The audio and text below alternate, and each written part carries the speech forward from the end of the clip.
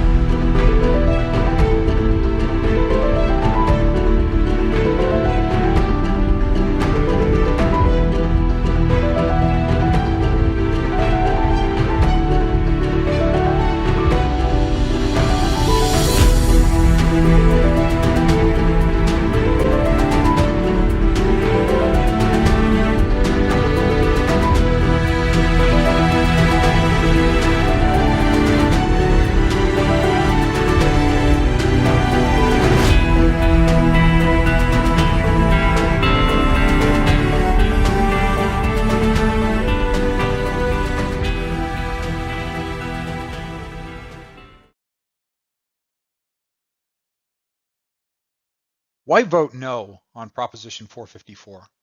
There's no sports field crisis. Houston was a crisis. There's a crisis in Puerto Rico. But in Oro Valley, we have Little League baseball players who have to use fields in poor condition at Coronado High School. They want to play in Oro Valley. The $17 million Proposition 454 bond includes over half that amount for infrastructure for an event center that you probably haven't heard much about.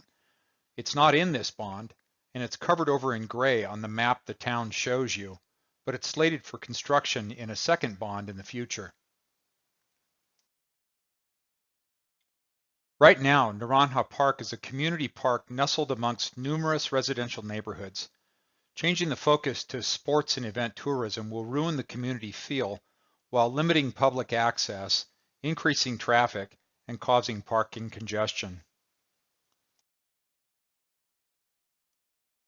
At present, Naranja Park has two completed large soccer fields with lights, a split dog park the size of a high school football field, a parking lot that will hold 180 cars, paved entry, and electric utility already in place.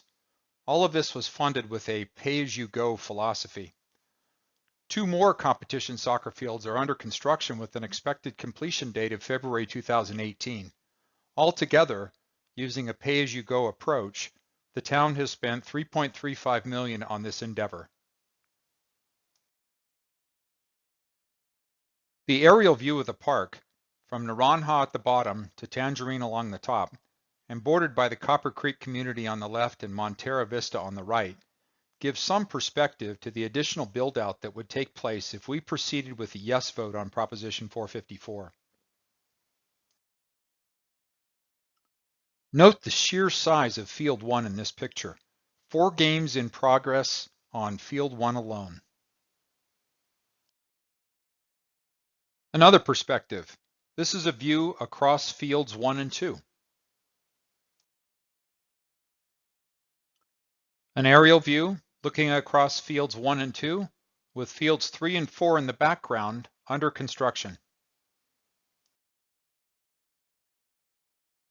Let's consider next if Phase 3, the $17 million bond, is a good deal.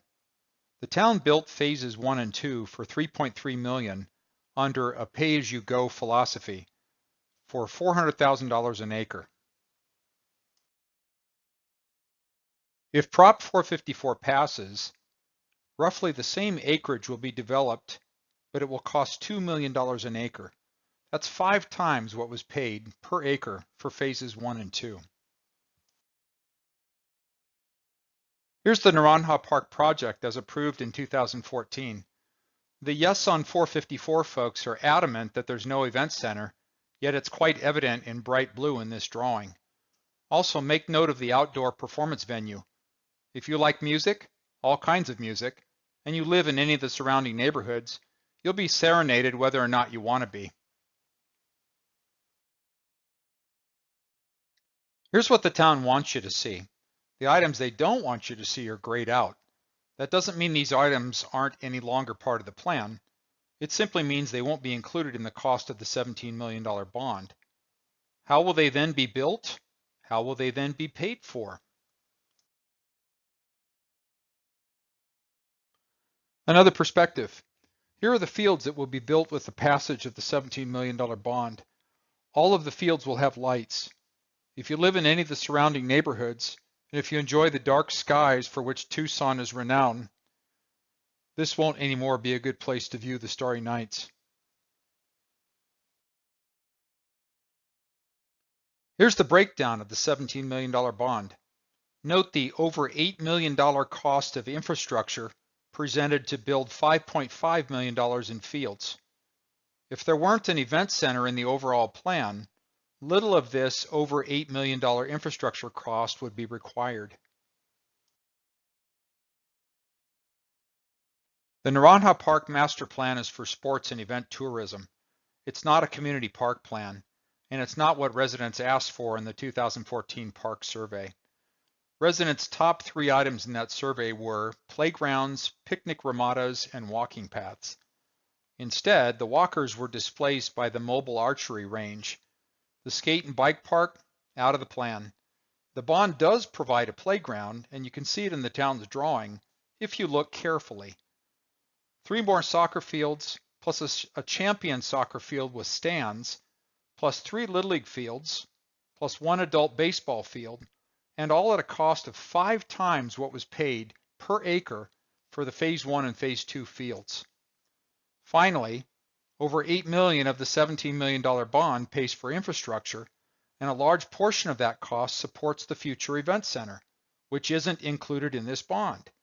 $10 million in the next bond will complete the building known as the event center. So what does a pay-as-you-go field build-out look like if the bond fails? If we don't bond for this $17 million, we can still build 3 Little League fields using the town's general fund surplus of $2 million.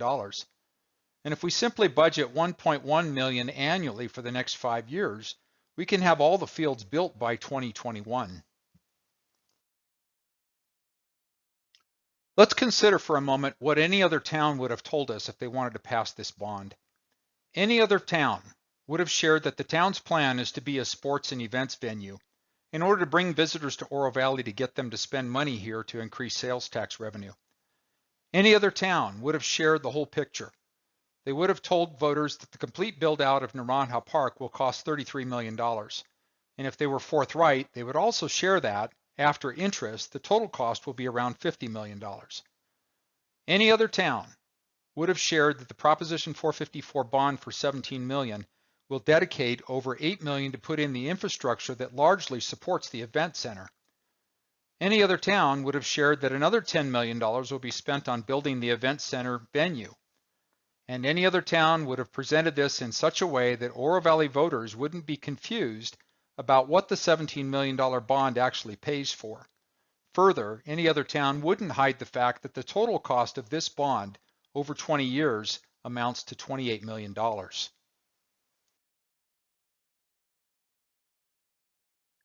And finally, let's take a look at who's really supporting this cause. There are signs all over town proclaiming it's for the kids.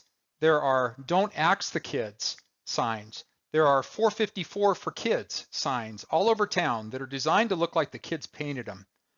At the town council meeting where the town council voted to put Prop 454 on the ballot, kids were rounded up and sitting around in the council chambers in their sports uniforms. Unbeknownst to them, they were used as a prop for the town council's cause to elicit support for Proposition 454. Many parents have spoken up in an emotional plea to give the kids a place to play, a place in Oro Valley to call their own. But sadly, not one of these parents has given more than $50 to the Yes on 454 campaign. In fact, the total amount of under $50 donations amounts to, wait for it, $50. How important can sports fields possibly be to these parents? More enlightening is the amount of donations from developers and businesses that hope to profit from building this park.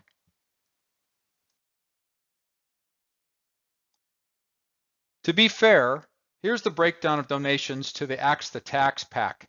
These aren't get off of my lawn curmudgeons who never want to pay for anything. These aren't people who hate kids. These are people who understand the real drivers behind Proposition 454. These are people who advocate using a pay-as-you-go approach to build out Naranja Park. How many parents contributed to the Yes on 454 PAC? How many parents contributed to the For the Kids campaign?